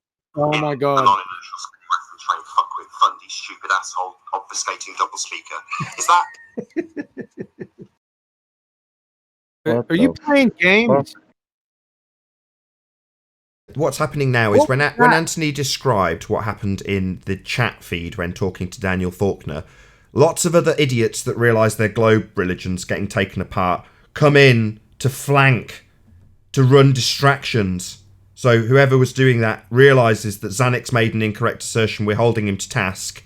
He's quoted some pseudoscience about climate change. Hasn't represented anything that we've put an argument forward in regards to. No one's mentioned that. It's a straw man. But nevertheless, we haven't even got to the stage where we're going to ask him if these assertions were made with scientific validity, i.e. what experiments were being offered, which is the position we would take, as opposed to his straw man that is presented in regards to these climate change claims, which we don't make claims about ourselves. So can we end this real quick? Sure. Yes, he used a false equivalence fallacy using pseudoscience, climate, quote unquote science for his example. We're talking about science and the scientific method, the nature of science and the scientific method, to be perfectly exact, by Kristen McClellan, experiment. And I quote, "Once the hypothesis has been established, it is time to test it. The process of experimentation is what sets science apart from other disciplines, and it leads to discoveries every day. An experiment is designed to prove or disprove the hypothesis. If your prediction is correct, you will not be able to reject the hypothesis." End of story. Thank you. So, just to conclude, something that Zanik absolutely point blank to refuse and concede when he made the incorrect assertion that science does not prove things. Yes, it does. Zanik is wrong. Really? So these scientists that are trying to prove things in climate science... Hey, fuckwit. We've just ripped this a new asshole. Literally within the last 10 seconds. So as predicted, he's going to hand wave or ignore completely the last assertion that he's using a false equivalence when he uses pseudoscience when we're using the example of actual science. No, we're not talking about climate changes. No, we're not talking about anything to do with an assertion of a man. We're talking about the scientific validity offered when using the scientific method. I guarantee Zanik will ignore all of this and then ask us a question about climate change pseudoscience for the third time. Where you talked about proof, you conduct experiments and then you say that's proof. That's not proof, that's evidence. Yes, scientific evidence proves or disproves a hypothesis. You claim science does not prove things, you are wrong. That's proof. So if it's proof, how could it be contradicted? That's how it works. You think it's proof. He's using that word very loosely, by the way. And whoever that scientist proof is evidence, clown. 2 words are synonymous.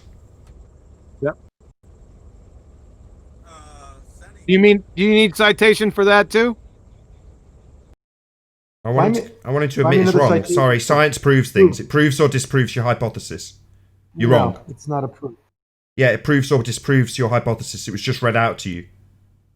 That's one person's misuse of the word proof. No, that's what science is. Science proves or disproves your cause of an effect, and you are talking through me. For example, and you are talking through me. And you are using the fundy mute button you were asked only moments ago not to do.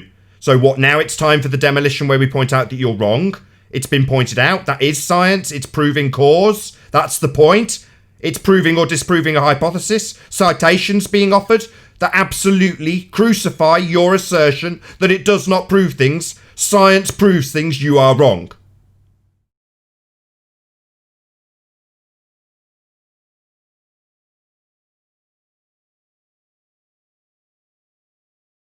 So they've proven gravity. Are they wrong? Sorry, what was the experiment they used to prove gravity? Let's see no, if they had talking- experiment. I'm talking. You spoke. I'm responding. Shut up! You asked me a question. No, I am talking. Shut up. Last chance. So what scientific validity was given to gravity? Go.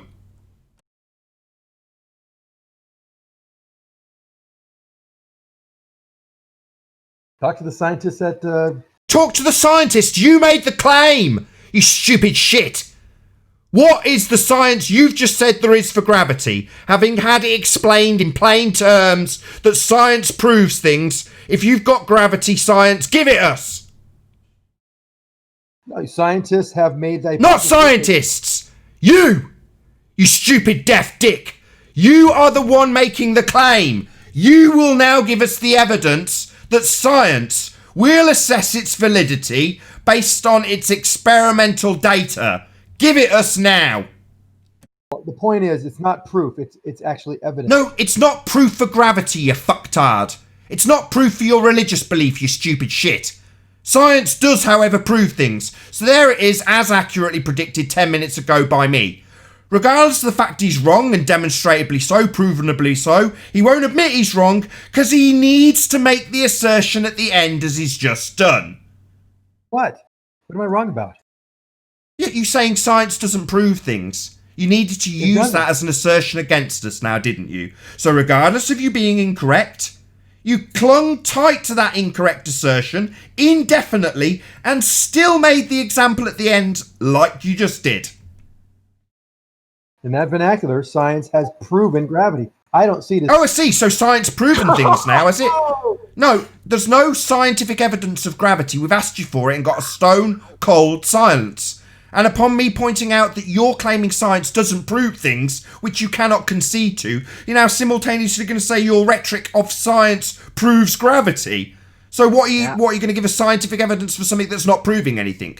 No, you haven't got any proof of gravity. That's why you need to say science doesn't prove things.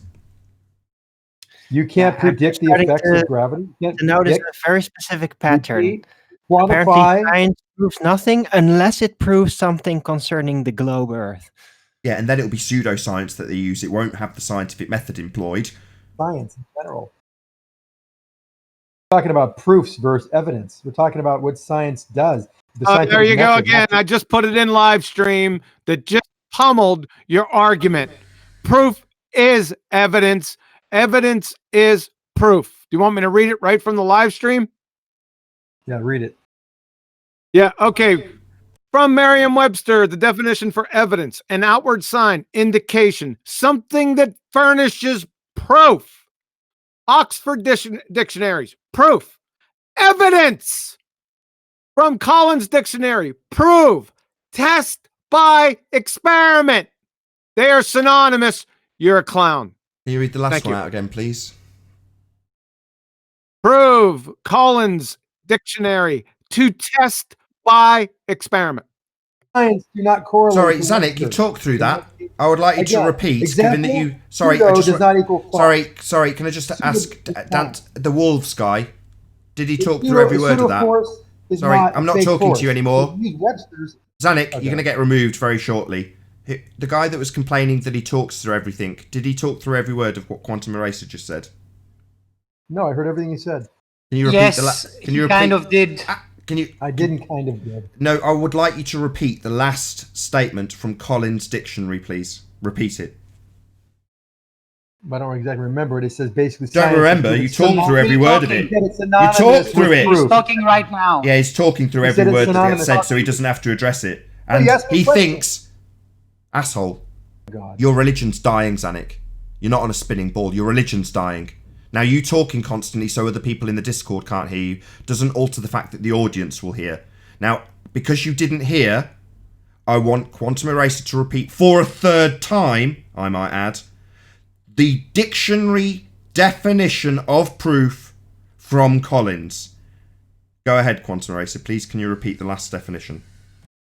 Yes, from Collins Dictionary, prove. Number 1, to test by experiment. Thank you. So given that the very definition of proof in the dictionary is to test by experiment, how would it be the case that you could ever assert that science doesn't prove things? It just shows how. There's a link on the chat to give that answer. No, I'm asking you a direct question. Given that the very definition of proof is to test by experiment, how could you ever assert that science does not prove things when it's the very definition of what you do when you perform an experiment? I want an answer from you. Because Webster is not the source for definitions in science. They're different. Like pseudos force is not a fake force in science. Sorry, we're talking about proof. You said science doesn't prove things. The definition of proof in the dictionary, while he talks through me, he's talking through me again. Your religion's dying, Zanuck. That's why you have to obfuscate me repeating something you've just ignored and moved on to a different equivalence that's not comparable. We're talking about your claim that science doesn't prove things. The very definition in the dictionary is that it does. People use proof when they actually mean evidence in science. Well, in the dictionary, it makes it plain that proof is to be proven by experiment. That's science. You're wrong. No, science proves no things. Proofs in science. Science proves things. It's the definition in the dictionary. You can put together your. You can put together your His evidence. only defense is that his definition is different. The definition says science proves things. By virtue of science, we have advanced humanity because of its proving things. Zanuck's just a fucking globehead retard. You know, that's why science is so beautiful, because you can come up with your own evidence, and the stronger evidence will dispel your evidence. Even though Wrong. Science is empirical. You can't just come up with your own evidence. You validate or invalidate a prediction called a hypothesis by way of systematic experimentation. Experimentation, according to Collins' dictionary, is what gives you proof. Something you say science doesn't give you because you're a moron. Stop learning science from a fucking Is he dictionary. talking through me again, Discord? Is he talking through everything I say again? He is talking through almost everything you say again, yes.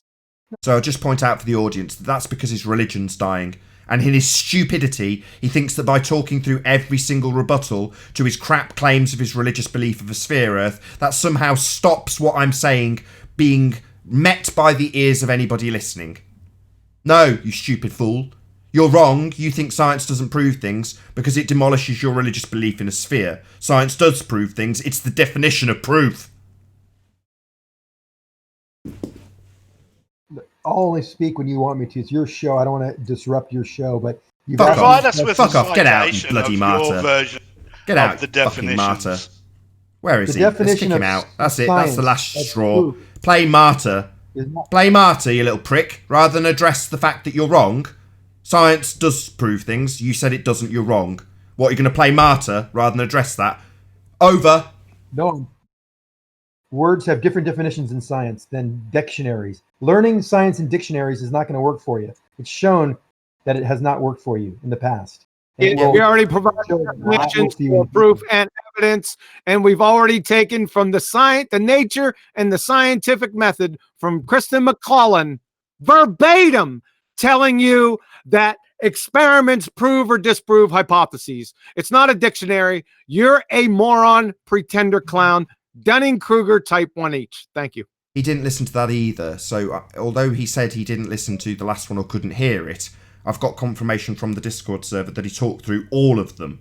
So no, he's now saying this is why he talks constantly. So he can later assert that you did not give a scientific definition when you absolutely did. He just talked through it.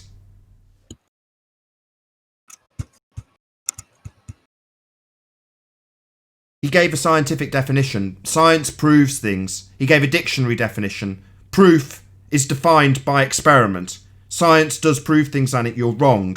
It's just what you need to assert because you don't have scientific proof of things like gravity or sphericity of Earth or a sky vacuum. So you need to decry science because your pseudoscience that you use to prove those things doesn't prove those things. Therefore, you'll throw science under the bus. Science does prove things. It just doesn't prove your religion. It tries to prove things. It uses evidence to attempt to prove. Proof. Yeah, so he's Evidence. ignored that too. He's just ignored that too. So he presumably spoke through that too. You're gonna speak through it again. It has multiple. You're gonna speak through that again, Zanik. Yeah, you've ignored something again because you spoke through it. I'm gonna now ask Quantum Eraser to repeat that again because you spoke through all of that as well using the Fundy Globehead mute button, so you could ignore it. Now I'm gonna ask you politely to listen to Quantum Eraser pummeling your evidence and proof bullshit that you've asserted for a second time, and having had it already explained but completely ignored and spoken through by you. So shut your lips. He's going to repeat it. Let's see how quickly you ignore it this time or talk through it. Can you repeat that, please, about proof and evidence, Quantum Eraser? You want me to repeat the same thing I just said just a few minutes ago and then posted it in the live stream? Yes. I'll do it again. What Zanik chose to do was talk continually while you read it out, ignore it in live stream, and then assert that you hadn't actually said it, because he didn't intentionally listen to it by talking through it. So yes, if you can repeat it again. The whole thing. He's talking now while I'm explaining his tactics, because we're unravelling not only his fundamentalist religious belief in a sphere Earth, but their tactics to defend it. So I'm hoping he can shut up long enough for you to actually say it and be heard by him, so he can't deny it. Or if he does, it's overtly obvious to the audience that he's a moron. Go ahead, QE. Hopefully he'll listen. All right. From the nature of science and the scientific method, Kristen McClellan, once the hypothesis has been established, it is time to test it. The process of experimentation is what sets science apart from other disciplines, and it leads to discoveries every day. An experiment is designed to prove or disprove the hypothesis. If your prediction is correct, you will not be able to reject the hypothesis. That's from Kristen McClellan, The Nature of Science and the Scientific Method. Now let's go to Merriam-Webster and Oxford dictionaries and the Collins Dictionary for the definitions of evidence and proof.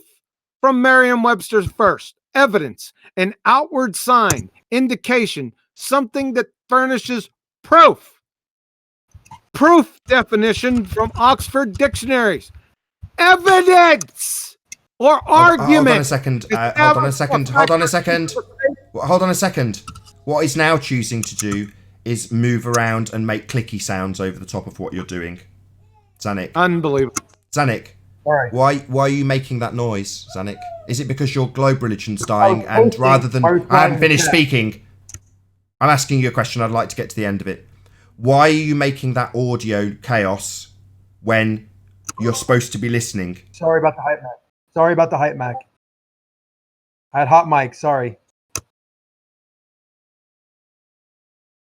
It proves you're not listening too. Yeah, it demonstrates he's not listening and trying to stop the audience from hearing by causing audio chaos. Now, I'd like you to not cause audio chaos or talk. I apologize. You've managed to obfuscate it, haven't you? Well done. This time, we'll see if we can do it without audio chaos from you and you listening. It's the third time we've attempted to absolutely pummel your incorrect assertion that science doesn't prove things, which is wrong by definition. 4 of them have come and gone and you've distracted the first time. This time you've caused audio chaos. Now we will continue. Please continue, QE. I'll start over. Thank you, that'd be great. From Kristen McClellan, The Nature of Science and the Scientific Method. Once the hypothesis has been established, it is time to test it. The process of experimentation is what sets science apart from other disciplines, and it leads to discoveries every day.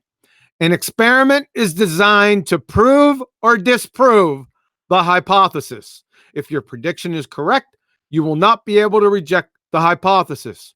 From Dr. Craig Venter, the grand poobah of geneticists, the geneticist of geneticists. And I quote, there's some things we can do in science in terms of proving certain things in life we discover. So that's 2. Here are the definitions from Merriam-Webster, Oxford dictionaries, and Collins dictionaries in reference to proof and evidence. The first definition, evidence, an outward sign, indication, something that furnishes proof. From Oxford dictionaries, proof, evidence or argument establishing a fact or truth of a statement. And the last one, Collins Dictionary, prove. Number 1, to test by experiment. Over.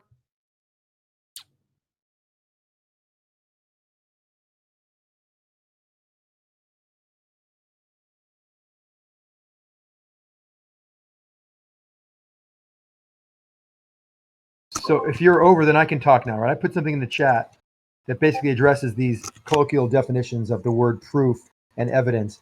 And if you talk to people that work in universities, not getting quotes from dictionaries, or maybe these scientists that maybe are using these words a little bit loosely, there are actual definitions between the words proof and evidence that are not synonymous. I just told So you. gravity. So gravity is We're not a rigid force. Everyone about calm the down. points. You're the one being loosely. Hello. Can I read? Hello. He said he's posted Scientists something. should be wary of the use of the word proof. That's the Science problem when does you not guys all prove pipe things. up at the same time. It Then he does. goes off on one, doesn't he? So he's posted something in the chat. Now he can't shut up ever. So he's posted something in the chat. Have you got that, QE? Can I read it? You can. Can I Go read ahead. it now? Yes, go ahead. Yes or no? Yes or no? Yes, go ahead. Okay. Let me start from the beginning because you were talking over me. What proof means in everyday speech. In casual conversations, most people use the word proof when they mean there is indisputable evidence that supports an idea. Scientists should be wary of using the term proof. Science does not prove things. Science can and does provide evidence in favor of or against a particular idea. In science, proofs are possible only in the highly abstract world of mathematics, as I said earlier. What should scientists say instead of proof? Scientists should use the term evidence instead of the word proof. When we test our hypothesis, we obtain evidence that supports or rejects the hypothesis. We do not prove our hypothesis. While we may seem like it's subtle difference, the words we use can subconsciously color our thinking. Proof suggests that a matter is completely settled, that we have had the last word on something. In science, we are consistently adding to and refining our knowledge. When we have a sufficiently large body of evidence supporting an idea, we accept that idea. In the words of Stephen Jay Gould, in science, fact can only mean confirm to such a degree that it would be perverse to withhold a provisional assent. Pseudoscience alert. Stephen Jay Gould is not a scientist. Your entire citation is pseudoscience. This is all philosophical speculation garbage. Sorry, just to clarify that, Zanik. State University. Zanik, are you going to listen to one the response? sentence. Zanik, hello? Is it because your religion's dying? Is it because your religion's dying that you can't shut up? So, Zanik, your citation has come from somebody that is not practicing science. So he's obviously... come from him. Zanik, I haven't finished. Your citation has come... Zanik, I haven't finished. I've barely started. So, Zanik, your citation has come from somebody that's obviously going to defend their pseudoscience because he's the same type of person that gives you the pseudoscience of your religion. However, this man is not a practicing science. He is not adhering to the scientific method, although he talks in terms that makes it seem like he is. So this citation, unlike the citations given by Quantum Eraser, is automatically deemed bunk because the man is not a scientist. He is not establishing cause and effect through systematic experimentation based on a hypothesis, so he needs to throw that method under the bus the same as you are, because he's using pseudoscience. It does not alter the citations you've been given. Science still absolutely proves things, regardless of the assertions from pseudoscientists that it doesn't. Over. Yes, that was a quote in what I read. It wasn't written by him. So that was an error right there on your... All right, where was the citation from? Who was the citation from? It just from? said we have... Who is the reference? It said in science we are... Don't repeat it. You're being... He's ignoring us. What a bastard. Where's the reference from? Oregon State University. What department? From where? I told you, Oregon State University. What department? Hold on. Natural Science Department. Okay? Provide an example. Example of what? What you just stated, it's a baseless assertion fallacy from a friggin' university. Now you have to support that citation by providing an example. Gonna have to be more I specific. still don't understand what example you're looking for. An example that follows your description of how pseudoscience, when put through a method with hypotheses, does not prove, but can be added to at a later date. So if you can give an example of a validated hypothesis that has then been altered and added to, then we might take your citation seriously. In other words, give an example of your baseless assertion. One example, layers of rock making up the walls of the Grand Canyon. Sorry, what was the what was the hypothesis being added to? What do you mean? Yo, fuckwit. Yo, what's been claimed is that you can add to hypotheses that have been validated through experiment, that it's ever changing. You've given us an example of walls and rocks in the Grand Canyon. Now I'm going to ask you for the specifics that tie it to the claim made in your citation. What's the hypothesis? What's being added to it? You complete clown. Is that it? A giggle? Really? A giggle? Seriously? That's your response, is it? A little chuckle? Yeah, you're a fuckwit with a religious belief in a sphere Earth in a vacuum, fuckwit. Science proves things, but all you have to make your religious claims is pseudoscience and citations from pseudoscientists throwing the actual method of empiricism under the bus like it doesn't prove things. Yeah, it does. Science is the definition of proof. So I gave you He's a weak Google scientist. He just put that in a search engine and coughed it up. But you forgot that you have to support your citations. I'm ready to support mine. Are you ready?